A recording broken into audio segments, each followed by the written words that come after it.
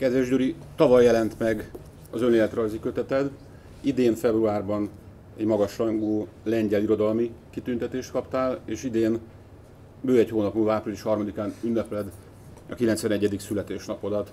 És mind dolgozol, mindeközben. Általában két irányban dolgozom, pontosabban, mivel hogy polonista vagyok, vagyis lengyel dolgokkal foglalkozom, az az egyik. A másik a magyar irodalom és a magyar irodalom történet. Mind a kettőben úgy érzem, hogy még mindig aktív vagyok. Na most pillanatnyilag a magyar témám az egy nagyon érdekes szöveg lesz. Oxfordi diákok 1956-ban többen mentek Magyarországra, forradalom alatt és utána. 3 ilyen delegáció volt, és én ismertem a második és harmadik delegációnak az egyik tagját, és meg is interjú voltam sok évvel ezelőtt az Európai Utas című lapban.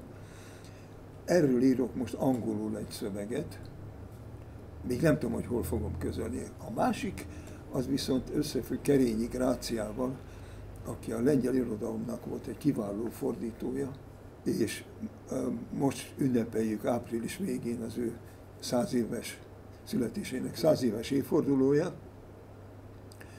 Én a Grácia egyik levelét kijegyzeteltem, amit hozzám írt Varsóból, egy hosszú levél, rengeteg utalással, de még Pilinszky János is benne van, aki akkor éppen Lengyelországba járt.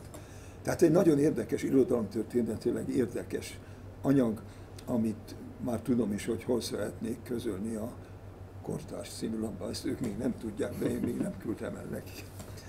Tehát még aktív vagyok. Köszönjük szépen!